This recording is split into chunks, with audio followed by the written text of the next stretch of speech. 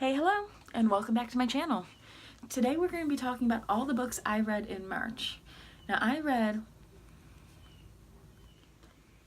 9 books in March, it looks like. I thought I read more than that.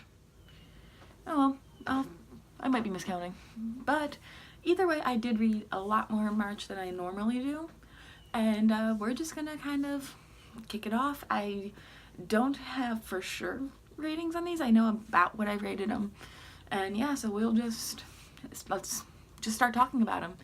So the first book I finished in March is This Is Where It Ends by Marieke Niekamp. I know she's a popular author and I should know how to pronounce her name, but I don't. I suck. Sorry. But this book actually follows the story of a school shooting as it's happening. You are hearing from 4 different perspectives of people throughout the course of this terrifying event that are close to the shooter. You hear about his sister, you hear from his sister's girlfriend, you hear from his ex-girlfriend, and you hear from, I think, like a friend or something, or like his ex-girlfriend's like brother. And you're leaving. Okay. And honestly, this was a 2-star rating for me. I wasn't a fan of how like the perspectives were told. I wasn't a fan of like how like there was a lack of urgency. Like you're seeing the timestamp at the start of the chapter, but it's like you just don't feel like there's an urgency for the police to get there. You don't feel like there's an urgency in the characters, and you don't feel connected to the characters. Like I didn't really care like who lived, who died. So it was really all in all a 2-star read for me. Next up, I had read Clockwork Angel by Cassandra Clare. Now, I have a history with the Mortal Instruments series where I do love it and I find it to be like a fun series, and I was terrified to start Clockwork Angel because I know it takes place in a historical kind of setting, and I don't do historical settings. I don't do historical fiction, and I was scared because it took me so long to connect to like to Jace and Clary and Simon and everyone else in the Mortal Instruments that I was tearing myself away from the characters I did just connect to. And so yeah, I started this one. It was a slow start for me and it was a long read for me. I think it took me maybe like 10 days to finish. And I did love it. It was a really good story. I did enjoy the start. I was really rooting for Jem and for Tessa and for Will, and I really wanted to know what happened, especially as I got to the end. Like the pacing got faster and faster, and it was just an amazing read. And all in all, I think it was about I would say either 4.5 or 4.75 star read for me. After Clockwork Angel, well, I kind of read it consecutively at the same time, but I had read Murder with a Cherry on Top by Cynthia Baxter. Now, I picked this book up in Barnes & Noble's book called Blowout sale, and it's my first adult book, and it's my first adult mystery, and I loved it. In Murder with a Cherry on Top, you are going to follow Kate, who opened a ice cream shop called Lickety Splits in her hometown that she hasn't really been back to for 15 years. And on one of the opening days of her shop, her high school rival gets killed right after she has a very public like fight with her. And you follow Kate trying to figure out like all the pieces of who killed her.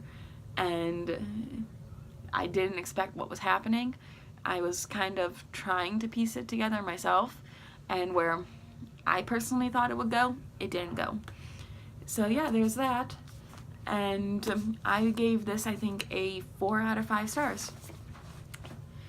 So throughout the month too, I had kind of just been reading this slowly and just kind of picking this up as I wanted something different, but it was a good read and it was kind of a reread for me. But I haven't touched this since 2009, but I've seen the anime a lot more, and that was the Naruto bind-up of volumes 1, 2, and 3. And what can I say? If you know Naruto, you know the story. I loved it.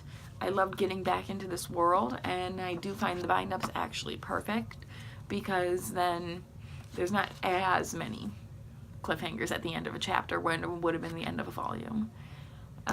Gave it 5 out of 5 stars, and yeah, I'd recommend it. Now we're into like the next 4 books are books I've read in completion during my 24-hour readathon. Vlog's coming soon, by the way, should be up on Friday. And the first one I started off with and finished was The Outsiders.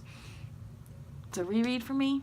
I gave it 5 out of 5 stars. I highly recommend it to anybody, especially because it is a story I think everyone should read at least once in their life.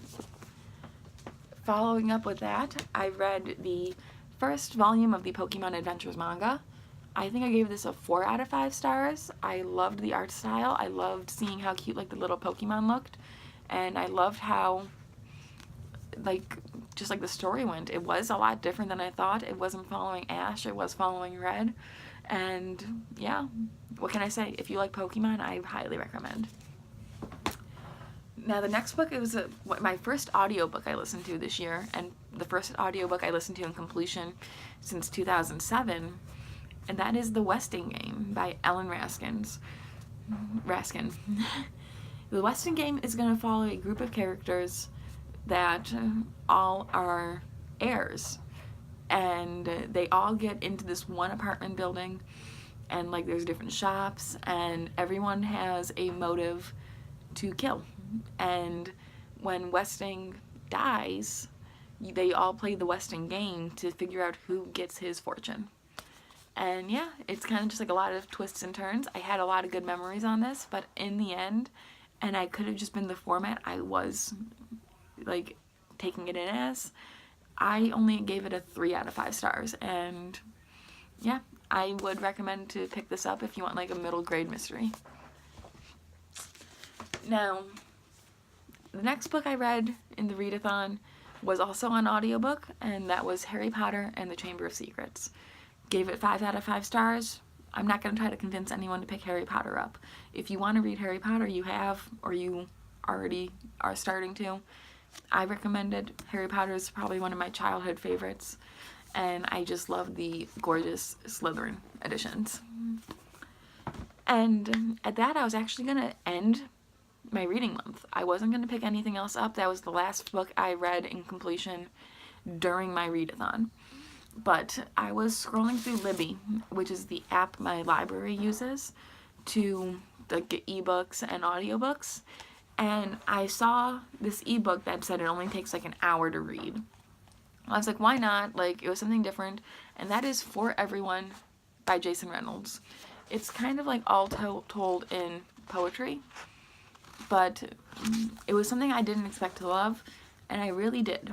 I'm not a big poetry person. Like, this is like told in like the format of a letter, and I'd say everyone should probably read this because it was really inspirational and it really lifted my mood.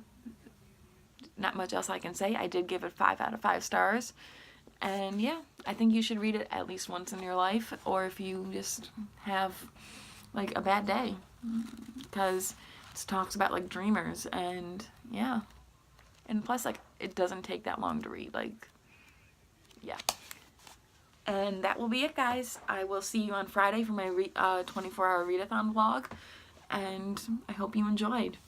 Peace.